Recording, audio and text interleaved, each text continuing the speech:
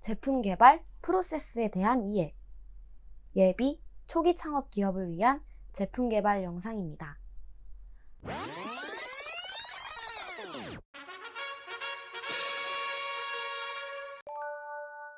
안녕하세요. 티어원입니다. 만약 이 영상을 보고 계신 분께서 예비 초기 창업 기업 정부 지원 사업에 선정되셨다면 기본적으로 아이템이 괜찮다는 의미입니다. 높은 경쟁률을 뚫고 선정되었기 때문에 충분히 사업성도 있는 것이죠. 그리고 사업계획서 작성이라는 과정을 통해서 아이템에 대한 정의와 경쟁사에 대한 스터디 등 사업의 빌드업도 어느 정도 되어 있다고 보는 것이 맞습니다. 충분히 자부심을 가져도 되지만 자만은 경계해야 합니다. 반면 지원 사업에 선정되지 않았다고 하더라도 실망하실 필요는 없습니다. 아이템은 좋지만 정부에서 육성하고자 하는 사업 분야와 맞지 않는다거나 대표의 관련 이력이 부족하거나 페이퍼워크가 익숙하지 않아 선정되지 않은 경우도 많습니다. 선정되지 않다고 해서 아이템이 나쁘다라고 단정할 수는 없는 것이죠. 선정 여부에 관계없이 이제부터 시작입니다. 어떻게 시작해야 하는지 제품 개발 프로세스의 기본을 여러분들과 공유해 보려 합니다. 차근차근 티어1과 함께 해보시죠. 저희 티어1에서는 제품을 개발하고자 하는 기업을 위해 자체적으로 제품 개발 프로세스를 정립했습니다. 모든 분야에 동일한 프로세스를 적용하기는 어렵습니다. 하지만 대부분의 아이템이 티어1 제품 개발 프로세스에 적용됩니다. 제품 개발 프로세스가 중요한 이유는 모든 단계가 유기적으로 상호작용을 하기 때문입니다. 어느 하나 분리해서 생각할 수가 없습니다. 제품 개발 프로세스는 크게 기술적 영역과 마케팅 영역으로 구분이 됩니다. 일반적으로 제품 개발이라고 하면 소프트웨어든 하드웨어든 기술적 영역에 한정시켜 생각하는 경우가 대부분입니다. 기술적으로 좋은 제품을 개발하는 것도 중요한 일이지만 이 제품을 누구에게 판매할 것인지, 얼마에 판매할 것인지, 어떤 채널을 활용할 것인지, 몇 개를 판매할 것인지 등 마케팅 영역을 고민하고 이를 바탕으로 제품의 원가, 투자 비용, 마진 등을 산출해야 합니다. 기술 창업 기업이 가장 취약한 부분이기도 합니다. 특히 2단계, 전략, 기획을 잘 수립해야 합니다. 소위 얘기하는 비즈니스 모델을 구축하는 것이 2단계에 해당합니다. 어떻게 수익을 내고 어떻게 회사가 지속 가능하게 운영이 될 수 있을지에 대한 고민이죠. 또한 회사의 역량을 객관적으로 파악하여 파트너와 협업 기업을 함께 찾는 것도 거시적인 측면에서 중요한 일입니다.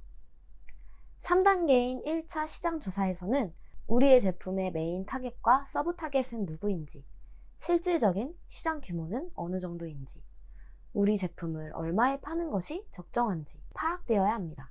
1차 시장 조사가 반드시 필요한 이유는 시장 조사를 통해 파악한 타겟을 위한 디자인을 해야 하기 때문입니다. 4단계 디자인 단계부터 앞뒤 단계를 충분히 고려해야 합니다. 티어1은 고객사의 제품을 디자인하기 전에 기본적인 시장 조사를 통해 우리 타겟이 좋아할 만한 디자인 요소를 도출합니다. 또한 기구 설계 및 양산을 고려해야 합니다. 물론 디자인 단계에서 정확한 양산 비용을 산출하는 것은 불가능합니다. 하지만 기구 설계 엔지니어와 코워크를 통해 개발 비용이 과도하게 상승한다거나 양산이 어려운 디자인은 수정하는 것이 바람직합니다. 5단계는 기구 설계입니다. 모든 단계가 유기적으로 상호적 작용하지만 기술적 영역 중 가장 중요한 단계라고 볼 수 있습니다. 디자인적 요소를 표현하고 제품의 성능을 구현하며 양산을 고려해야 하기 때문이죠. 다시 말해 기구 설계 엔지니어의 고객사의 의도, 제품 사용자의 입장, 제품의 양산성 모두에 대한 포괄적 지식과 능력이 있어야 하는 것이죠. 6단계는 시제품 제작입니다. 시제품 제작 단계는 시제품을 제작하는 목적에 따라 적절한 비용과 시간을 투자하는 것이 좋습니다. 예를 들면 KC 인증용 샘플을 만드는 것인지, 마케팅용 샘플을 만드는 것인지, 작동성 또는 기능 검토용 샘플을 만드는 것인지 등을 결정해야 합니다. 7단계 2차 시장 조사입니다. 목업, 워킹 목업 또는 컨셉 보드를 만들어 제품 타겟을 중심으로 선호도, 구매 의향, 적정 가격, 추천 의사 등을 확인하는 단계입니다. 다만 비용이 적지 않게 발생하기 때문에 대기업이 아닌 경우 수행하기가 쉽지는 않습니다. 하지만 간소화해서 어느 정도 경향을 보는 것이 좋습니다. 전문 리서치 업체를 통해 진행하면 좋겠지만 자금이 넉넉하지 않은 경우 지인이나 커뮤니티를 통해 진행해도 좋습니다. 8단계, 금형 제작입니다. 기구 설계가 잘 되어 있다면 금형 제작 단계에서 크게 어려움은 없을 것입니다. 금형비가 적게 들도록 기구 설계를 했을 경우 별다른 변경 없이 진행할 수도 있습니다. 완료된 기부 설계물을 바탕으로 금형비, 생산비, PCB 비용, 패키지 비용 등을 종합적으로 검토해야 할 필요가 있습니다. 예상 판매가 대비 제조 원가가 높은 경우 기구 설계물을 수정하거나 판매가 상향 등의 조치가 필요합니다. 일반적으로 금형 제작 기간은 작은 제품의 경우 1개월, 큰 제품은 3, 4개월 정도 걸리기도 합니다. 9단계는 생산 단계입니다. 양산이라고도 하죠. 양산을 할 때는 필요한 수량과 수령에 따른 양산 비용 절감 효과, 패키지, 보관 비용 등을 종합적으로 검토하는 것이 좋습니다. 자체적으로 엑셀 시트를 만들어 정리하거나 특정 기간에 판매 가능한 수량에 생산해야 합니다. 10단계 패키지를 별도로 구분한 것은 그만한 이유가 있습니다. 어떤 제품의 경우 제품 자체의 원가보다 패키지 비용이 높은 경우도 있습니다. 어떤 제품군, 고객, 활용 방식에 따라 패키지에 많이 투자해야 하는 경우도 있습니다. 실제로 패키지에 2,000원을 투자하고 부가가치를 높여 4,000원의 추가 마진을 보는 경우도 있습니다. 11에서 12단계는 조립 전문 업체, 생산업체, 3PL 업체를 적절하게 활용해서 해결하는 것이 좋습니다. 간단한 조립은 사출처에 가능하기도 하며 부업집을 통해 해결하는 경우도 있습니다. 패키징 작업의 경우 사출처 또는 3PL 업체가 대행할 수도 있습니다. 제품에 따라 방법을 탄력적으로 적용하는 것이 바람직합니다. 티어1이 제품 프로세스를 강조하는 이유가 있습니다. 지금 보시는 차트는 우리나라 스타트업의 생존율입니다. 우리나라 스타트업의 생존율은 비교적 낮은 편입니다. 다른 나라도 높다고 볼 수는 없지만 특히 우리나라가 낮아 보입니다. 1년 후 생존율은 62.4%. 다시 말해 창업 이후 1년 이내에 10개 중 4개 기업이 폐업을 하는 것이죠. 5년 후 생존율은 27.3%. 5년 후 10개 기업 중 7개 이상의 기업이 폐업을 하는 것입니다.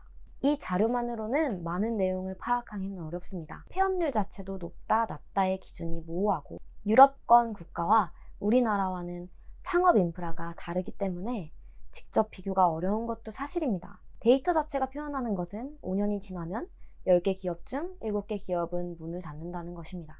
그렇다면 왜 폐업을 했을까요? 지금 보여지는 자료는 미국의 CB인사이트에서 2018년 실패한 스타트업 111개 기업을 대상으로 한 조사 결과입니다. 그 자료를 바탕으로 저희 티어1에서 요인을 묶어봤습니다. 통계 프로그램을 통해 요인 분석을 한 것은 아니고 항목에 따라 상식적으로 카테고리를 나눴습니다. 수응답으로 조사를 했기 때문에 응답률의 합이 100보다 높고 따로 퍼센트로 표기하지는 않았습니다. 순위 위주로 경향치를 확인하는 것에 의미를 두면 될 것 같습니다. 스타트업이 실패하는 가장 큰 이유는 의외로 마케팅 관련된 내용이 가장 많았습니다. 그 다음은 전략, 기획, 즉 비즈니스 모델의 부재 또는 부정확성이나 회사의 운영이나 타이밍상의 문제 등이었고, 세 번째가 팀원 구성이나 팀워크 등 인적 자원 관리 측면이었습니다. 마케팅 관련된 내용 중에는 시장이 원하지 않은 제품이라는 응답이 42%로 가장 많았습니다. 다음으로는 경쟁에 뒤처져서 가격, 원가 문제가, 마케팅 부족, 고객 무시 등의 순으로 응답이 되었죠. 공통점은 고객의 니즈 파악과 시장 분석의 부재 또는 실패에서 기인한 현상들입니다. 제품을 개발하는 기술적 개발 행위도 중요하지만 고객의 니즈를 정확하게 파악하고 시장 환경에 따라 우리의 포지셔닝을 잘하는 것도 중요하다는 의미입니다. 사실 미국이나 우리나라가 기술 창업 기업의 상황은 유사한 것 같습니다. 대부분 기술적인 구현보다는 회사를 운영하는 전략, 기획, 마케팅 쪽이 부족해 보입니다. 그렇다면 우리가 어떻게 실패 확률을 줄일 수 있을까요? 비용 측면에서 본다면 제품 설계나 금형 제작 단계에서 많은 비용이 들어갑니다. 시장과 제품에 대해 충분한 검토를 진행했고 확신이 있다면 빠르게 진행하는 편이 좋습니다. 다만 모호하거나 확신이 떨어진다면 비용이 많이 투입되는 단계 전에 충분한 검토를 하는 것이 바람직합니다. 개발 중인 제품이더라도 시장성이 부족해 보인다면 컨셉이나 구조, 성능, 디자인 등을 변경하여 보완해야 합니다. 쉽게 보완이 어려운 경우라면 과감하게 손절할 필요도 있습니다.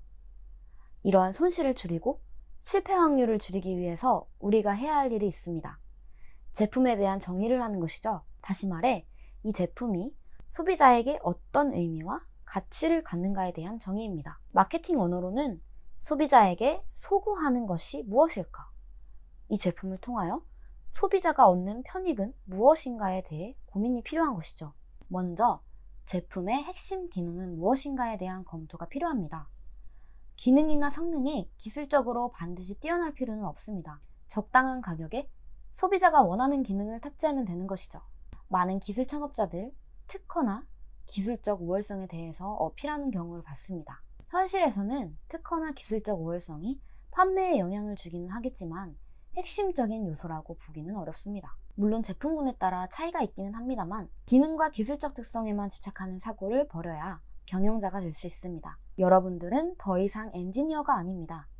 엔지니어 출신의 경영자, 사업가입니다. 경영자에게 가장 중요한 덕목 중에 하나는 고객 중심의 사고입니다. 고객 중심의 사고를 하기 위해서는 우리 고객이 누구인가 부터 시작해야 합니다. 저희 티어1에 제품 개발 문의를 하시는 기업 중 고객이 누구냐고 물어봤을 때 명확하게 얘기를 못 하시는 경영자분들이 많습니다. 고객이 정해지지 않았는데 디자인을 하고 기구 설계를 한다는 것은 말이 되지 않습니다. 고객에 맞는 디자인과 기구 설계를 해야 하는데 타겟 고객 없이 어떻게 프로젝트를 진행할 수 있을까요? 제품 개발 프로세스와 실패 확률을 줄이는 방법에 대해서는 별도의 영상을 통해 자세하게 설명드리겠습니다. 그럼 도움이 되셨길 바라며 봐주셔서 감사합니다.